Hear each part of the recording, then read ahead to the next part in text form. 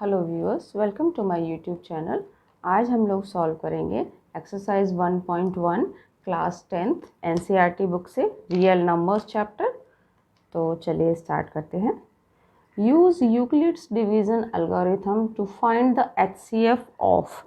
अब देखिए, Euclid's algorithm के हिसाब से आप इनका एचसीएफ कैसे करेंगे। एचसीएफ तो आपने पहले भी कई बार निकाला हुआ है, लेकिन यहाँ पे थोड़ा सा मेथड आपका चेंज रहेगा।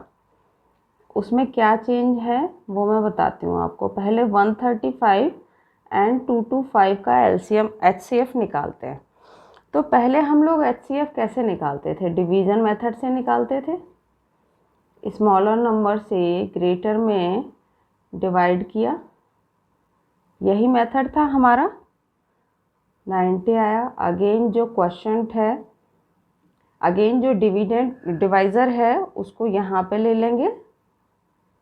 डिवाइज़र यहाँ पे लिया, 45 रिमाइंडर आया। और अगेन जो यहाँ डिवाइज़र है 90। अब जहाँ पर कंप्लीटली डिवाइड हो गया, 0 रिमाइंडर हो गया, वहाँ पर जो नंबर बचता है वही हमारा एचसीएफ होता है। लेकिन अब इसे यूक्लिड के अकॉर्डिंग कैसे लिखेंगे? देखिए, सबसे पहले आप लिखिए 225। अब क्या था, 135 से 1 टाइम डिवीज़न गया है और ये है हमारा रिमाइंडर। तो 135 इंटू 1 प्लस रिमाइंडर। अब जो हमारा 135 आया था उसे वापस ले लेंगे, जो हमारा डिवाइज़र था। अब हमारा 90 में 1 टाइम गया और रिमाइंडर हमारा 45 है। तो 90 इंटू 1 प्लस 45। अब 90 को ले लेंगे, 45 इंटू 2 प्लस 0 रिमाइंडर। जहाँ पर भी 0 रिमाइंडर आ गया वही हमारा एचसीएफ होगा। तो एचसीएफ ऑफ 135 एंड 225 इज़ 45। कितना सिंपल था। सेकेंड वाला निकालते हैं। चलिए, 196 एंड 38220। चलिए अब डिवाइड करते हैं। यहाँ पे 196 में से 38220 को डिवाइड किया तो 1 टाइम चला गया, हमारा 196 आ गया। अब ये बचा हमारा 186। ऊपर से हमने ये 2 लिया और अब इसको 9 टाइम्स कर देते हैं, 1764। अभी हमारा डिवीज़न चलता ही जा रहा है, इसीलिए हम जो है हमने जो है डिवाइज़र को नहीं लिया है वापस, क्योंकि अभी फर्स्ट टाइम का डिवीज़न हमारा कंप्लीट नहीं हुआ है। हो सकता है हमारा डिवीज़न एक ही बार में कंप्लीट हो जाए, तो ज़रूरत नहीं है कि हम स्टेप बाय स्टेप आगे उसको ज़बरदस्ती बढ़ाएं।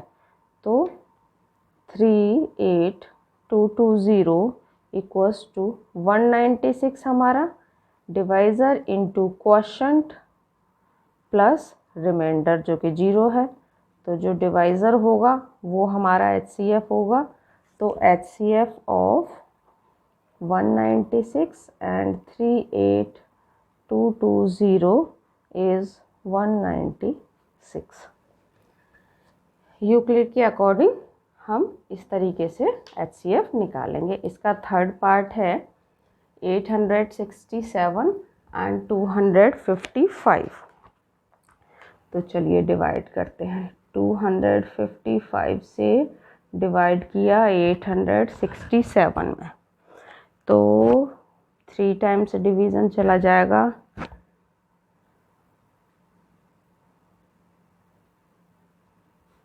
रिमाइंडर बचा हमारा 201, अगेन 255। अब हमारा 2 टाइम्स डिवीज़न जा रहा है और रिमाइंडर बचा हमारा 51, अगेन 2 टाइम्स डिवीज़न जा रहा है और अब रिमाइंडर हमारा हो गया 0। तो हम स्टेप्स कैसे लिख लेंगे? 867 equals to 255 into 3 plus 102। Next 255 equals to 102 into 2 plus remainder 51. Again 102 equals to 51 into 2 plus remainder 0 हो गया हमारा, तो HCF क्या हो गया 51.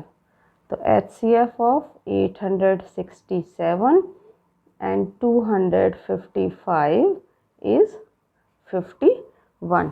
देखिए कोई भी चीज़ है आप करना आपको उसी मेथड से है, बस लिखने का पैटर्न थोड़ा सा चेंज हुआ है, तो वो चीज़ आपको समझनी पड़ेगी. नेक्स्ट क्वेश्चन करते हैं.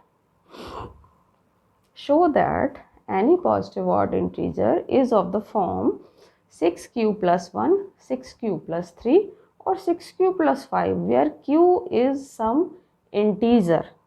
देखिए अब देखिए करते हैं इसको solve by Euclid's division algorithm. We have, अब देखिए ये जो इसने दिया है ये किस फॉर्म में है कि इंटीजर तो चेंज हो रहा है बार बार, तो इसको ले लेते हैं a equals to 6q plus r.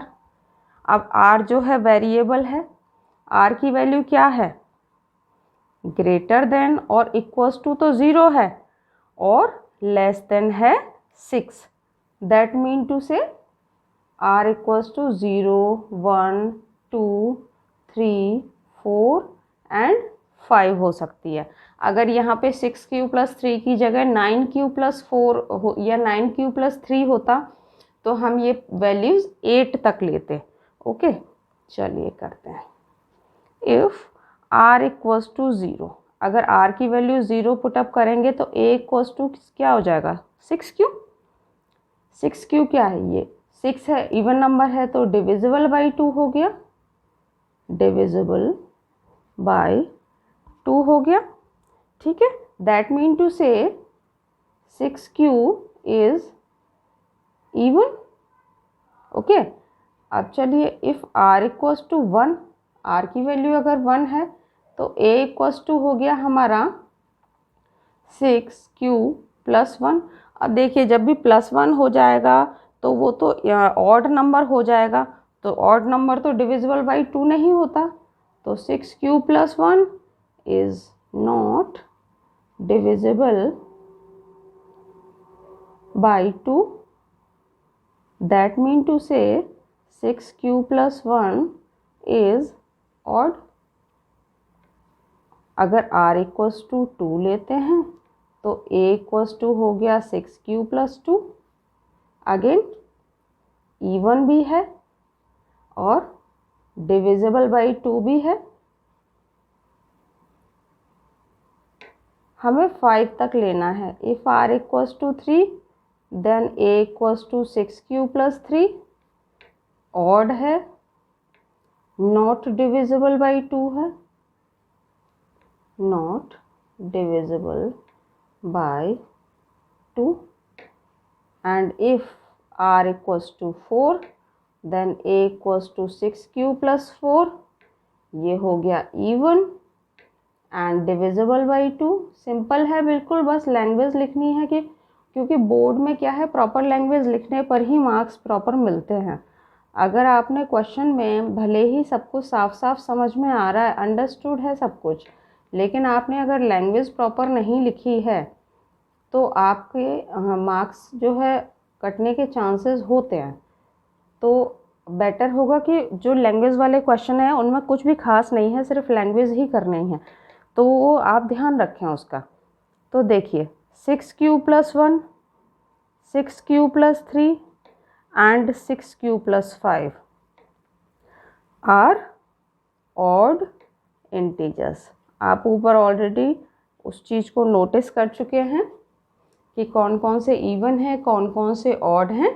तो ये ऑड इंटीजर्स है और यही क्वेश्चन कह रहा था कि show that any positive odd integer is of the form 6q plus 1, 6q plus 3 और 6q प्लस 5. तो हाँ आ गया, आंसर आ गया, प्रूव भी हो गया. चलिए एक क्वेश्चन और ले लेते हैं। An army contingent of 616 members is to march behind an army band of 32 members in a parade. The two groups are to march in the same number of columns. What is the maximum number of columns in which they can march? Okay, इसका मतलब maximum number of columns मतलब HCF, अगर minimum number of columns होता तो वो LCM होता। That mean to say we have to find out HCF of 32 and 616। तो क्या था हमारा मेथड, 32 से 616 को डिवाइड करना है हमें। तो कैसे करेंगे, फर्स्ट 32 आपका बचा 29, 6 ऊपर से लिया, अब ये आपका आ गया 9 जा 288 बचा 8। अब डिवाइज़र लेंगे, 8 4 जा 32, रिमाइंडर हो गया 0, तो ये हो गया HCF।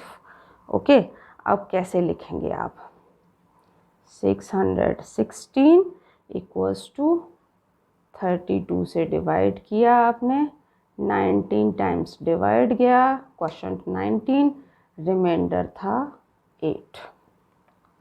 ओके, अब आप लेंगे 32 इक्वल्स टू 8 इंटू 4 प्लस 0, तो HCF of 32 and 616 is 8। तो क्या था, what is the maximum number of columns in which they can march? So maximum number of columns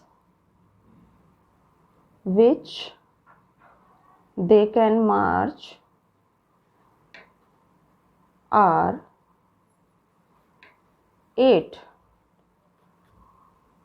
okay viewers, तो आई थिंक ये questions आपको समझ में आ गए होंगे, और अगर आपके कोई सजेशंस हो तो मुझे कमेंट बॉक्स में ज़रूर बताएं। Thank you very much for watching my video.